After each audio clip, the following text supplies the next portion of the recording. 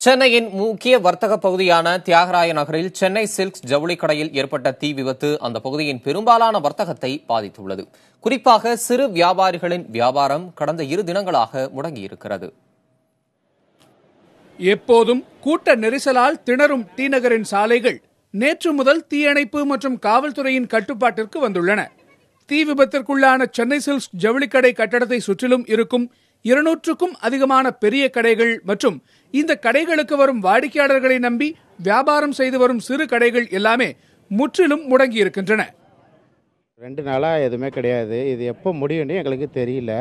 அதனால நாங்கள் எப்படி சுற்றி வந்துக்கிட்டு இருக்கிறோம். வியாபாரமும் கிடையாது. இப்போ குழந்தைகளுக்கு ஸ்கூல் ஃபீஸ்க்கு காலேஜ் ஃபீஸ்லாம் கட்டணும். அதுக்கும் வழி இல்லாமல் இப்போ நின்றுக்கிட்டு இருக்கிறோம். ஃபைனான்ஸ் தர்றவங்களும் இப்போ தரமாட்டேங்கிறாங்க. எங்கள் குடும்பம்லாம் என்ன செய்யணும்னு எங்களுக்கு தெரியாமல் நாங்கள் நின்றுக்கிட்டு இருக்கிறோம்.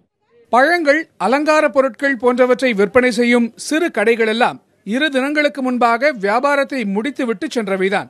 தீ விபத்தின் காரணமாக நேற்றும் இன்றும் அந்த பகுதிக்குள் யாரையும் காவல்துறையினர் விடாத காரணத்தினால் தங்களுடைய வியாபார பொருட்களின் நிலை பற்றி பதறுகிறார்கள் வியாபாரிகள். இந்த 4ஆம் தேதி காலேஜெலாம் ஓப்பன் பண்ணுறாங்க.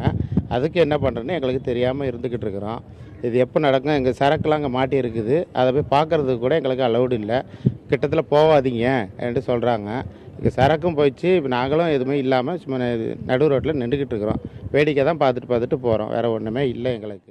கட்டடத்தை இடித்து முடிக்க 3 தினங்கள் ஆகும் என்பதால் அதுவரையில் தங்களுடைய வியாபாரம் என்னவாகும் என்ற கேள்விக்குறியோடு இந்த சிறு வியாபாரிகள் கவலையில் ஆழ்ந்திருக்கிறார்கள். இது வந்ததுனால ரொம்ப வியாபாரம் எல்லாம் கெட்டு போயிடுச்சு. இது இல்லைன்னா ஆளுகள்லாம் நடுவில் இருக்க முடியல. சுற்றி ஒரு 6 கிலோமீட்டருக்கு பக்கம் சுற்றி தான் இருக்குது ஏரியா பக்கம். இதெல்லாம் மூட்டைனா நிறையா பேர் வியாபாரம் லாஸ் ஆகும். இதே மாதிரி இருந்தால் ரொம்ப கஷ்டம். கொஞ்சம் சீக்கிரமாக அது என்னென்னு ப்ராசஸ் பண்ணோம். இது கொஞ்சம் சீக்கிரமாக வேலையை முடிச்சு தான் நல்லாயிருக்கும். கொஞ்சம் இன்னொன்று ஆளுங்க உள்ள யாரும் வர முடியல. அந்த மாதிரி வெளியே தான் இருக்குது எல்லாம். பெரிய விபத்து சமயங்களில் இது போன்ற விஷயங்களை தவிர்க்க முடியாதுதான் என்றாலும் நிலைமை சீரடையும் வரையில் காத்திருக்க வேண்டிய கட்டாய நிலையில் இருக்கிறார்கள் சிறு வியாபாரிகள்.